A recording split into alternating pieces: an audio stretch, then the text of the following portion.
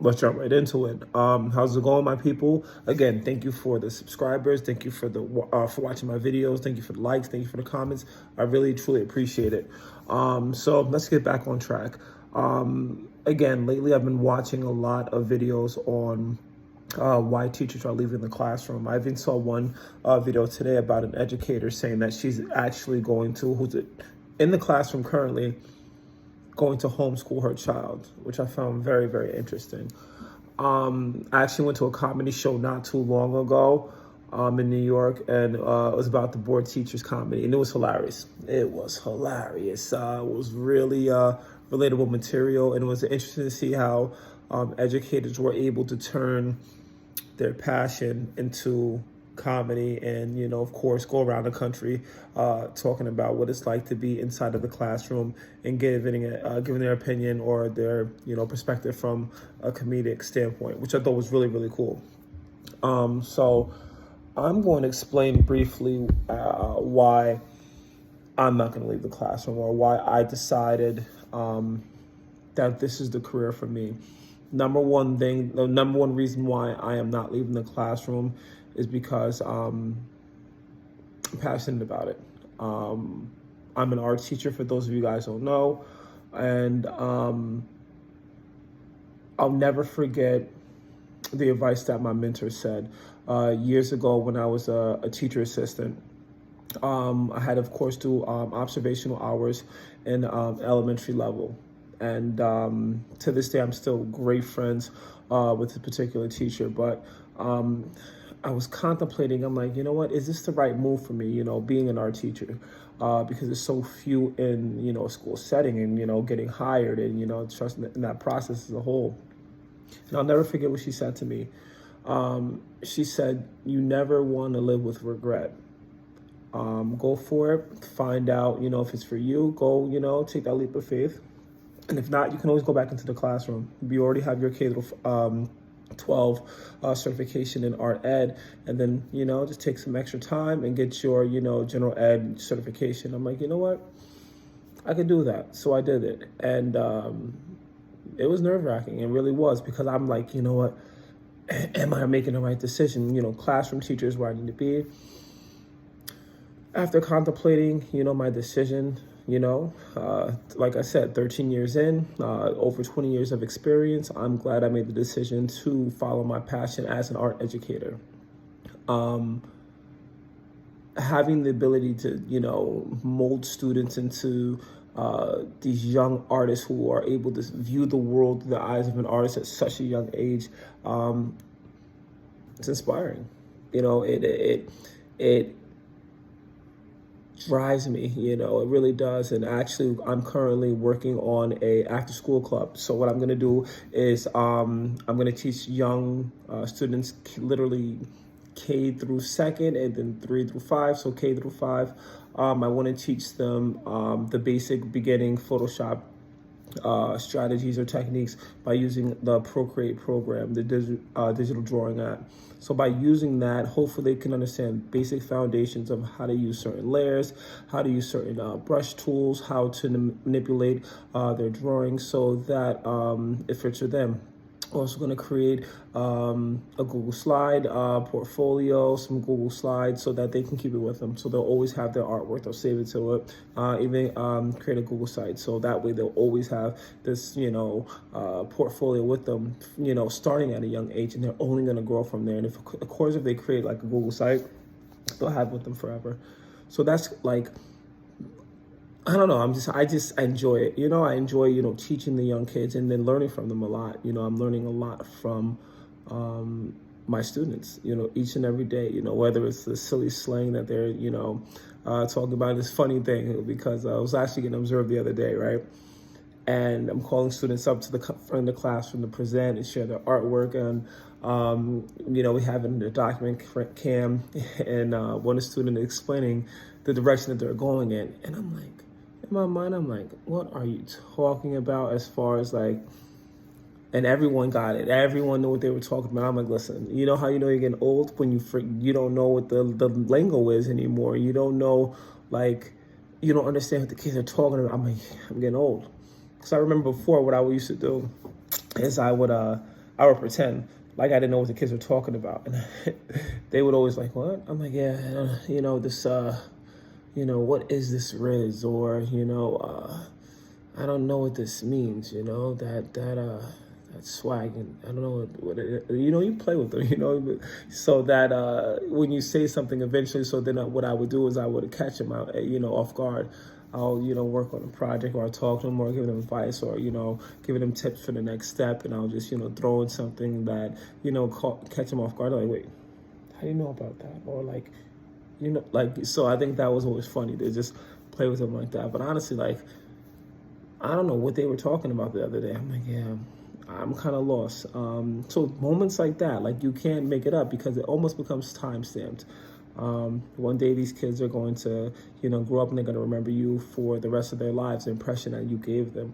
And these, could be everlasting, to mold these people into, the future creators, inventors, doctors, you name it. We have that, that calling to do it. And I think that, that's one reason that drives me. I think that it gives me the motivation to wake up every single day. Is it hard work? Yeah. Do we have to plan a lot? Of course. Is there a lot of observations? Of course. Right now I'm on the plan of tenure again. It's actually my third school that I'm at, and of course, starting a new school, for those of you guys who are teachers, that tenure process is scary. Usually it's 4 years, because I've had tenure twice, it's going to be 3 years. So next year, hopefully in the spring or before that, I'll know if I'll get tenure at my new gig. Wish me luck. But this is a career that I see myself, staying in for the long haul. I see myself retiring as an educator. The reason why I don't want to leave the classroom is because I feel as though, especially with male teachers, and of course, with Black male teachers, we make up less than 2% of the, teaching force in the United States. Staggering. It's a staggering number on how few educators there are who are, of African American descent. On top of we know that we have a female dominated industry that we're currently in, and you want to break it down from elementary to secondary level, especially in secondary level, the number drops even further. Majority of men who are teaching do focus on the secondary levels, the 6 middle school, 6 through 8, and of course 9 to 12 grade levels. And I think that when it comes to elementary, you have to be able to code switch a lot. It's crazy. I kid you not. From the way I interact with kindergarten students, completely different the way I interact with the first grade, second grade, third graders, fifth graders is, we're on it. I need, higher level order thinking. The aim, the objective have to be on point. I need you to use that brain of yours to really give me some thought-provoking, answers. I'm going to give you some questions that are going to make you think. I need you to be able to understand it and give me back some information that shows me that you are thinking, Don't just say I don't like it. I just don't want to say, oh yeah, this is cool. Yeah, of course it is. Of course you don't like it. Why? Look at it a little bit further, analyze it. What can you notice in this picture that makes you say that? I want you to be an individual. Don't follow what your friend says. If your friend says he doesn't like it, why do you like it? Or why don't you like it? You can, agree or disagree with me as well. And having that conversation in the classroom, it's amazing. It really is. Like having these young kids, having the ability to speak their minds, to tell me why they like something, tell me why they don't like something, to give them their opinion or how it relates to their lives, or how it doesn't, how they're just their first time hearing about this, how this is, again, if I'm speaking to them about Jean-Michel Basquiat, his name is funny, he looks funny, his hair, yeah, well, he's Haitian and Puerto Rican descent, he march by the beat of his own drum. What's a critic to him? He understood that he was in his most free stage when he was in his youth, elementary, because that's when we're, we don't worry about the judgment, we just create. Think about a kindergarten student creating artwork. The imagination, when they say that, listen, Mr. B, this is a dinosaur who is a superhero in space riding a giant piece of cheese who is going under underwater volcano. It's a crazy story. And they draw it, they're passionate about it, and they're happy. Some way, as as they get older, that starts to, teeter a little bit. And the imagination that they once had starts to become, the perspective, the way I'm looking at my reference doesn't look the same as this, and they lose it a little bit. So I think that fifth grade is a wonderful age in which you can try to still have them hold on to that creative, spark that they, sometimes lose as they get older. For me, when it comes to salary, I'll be honest with you too, for a lot of people, the salary is the main reason as to why they're leaving the classroom. And I think that it depends on what district you're at. It depends on where you are. I live in New York, so we do have, some of the highest paid teachers in the country. And depending on where you are in New York, you are going to get paid a good amount of money. So not only on top of that, you still have to, of course, are you going to get your master's plus 15, 30, 45, 60? Are you going to go to get your doctorates, PhD? So all of these, have an effect on your salary as well. And always, taking classes, and you can always just keep on pushing that salary, whether it's for, stipend, you actually get paid. You get money back from taking classes once you max out all of your credits and your salaries and stuff like that. So I think it's long-term again. Are we getting, paid the rate that some of our other people in the business world are getting paid? No, of course not, that's okay. We get that. Excuse me, sorry.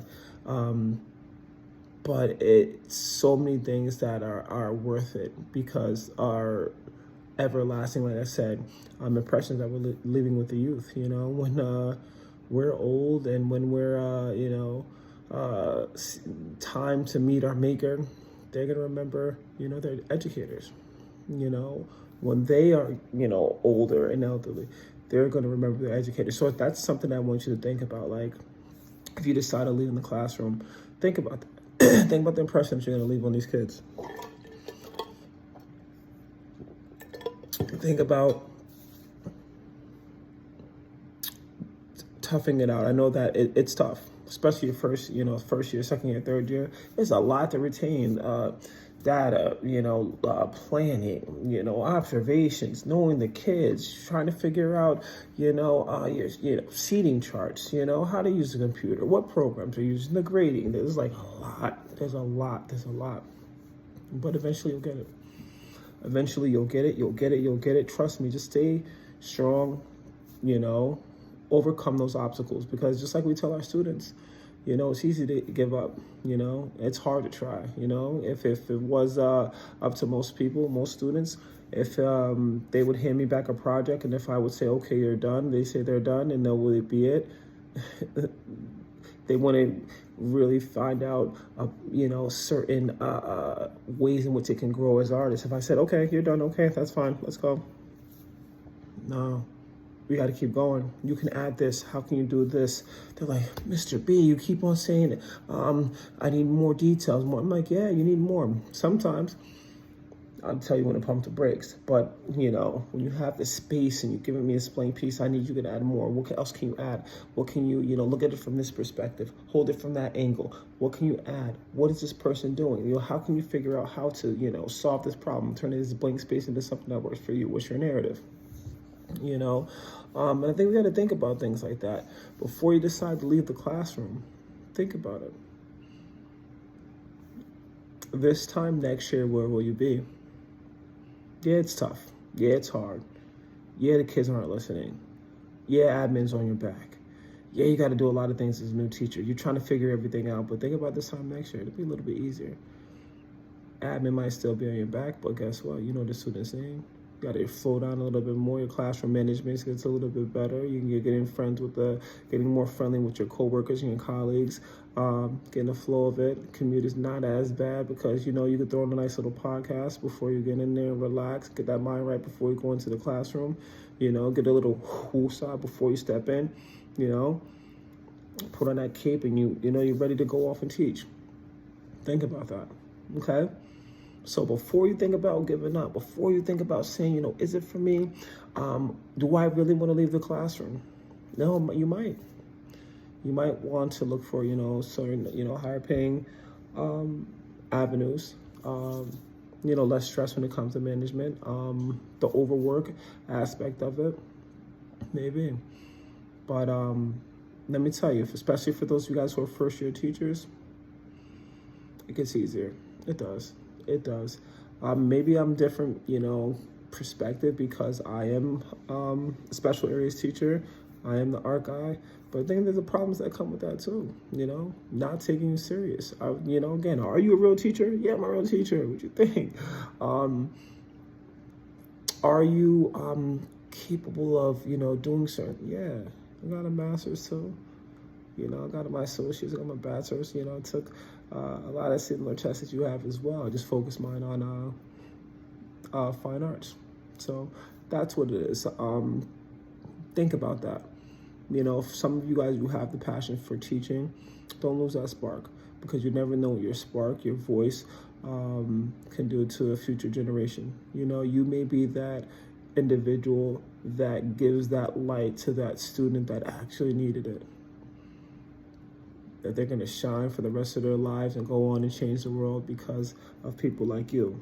So I'm not quitting my job. I'm not leaving the classroom. I'm staying in. And I see myself staying in for the long run. You should think about it too. Hey, what do I know? Just my thoughts.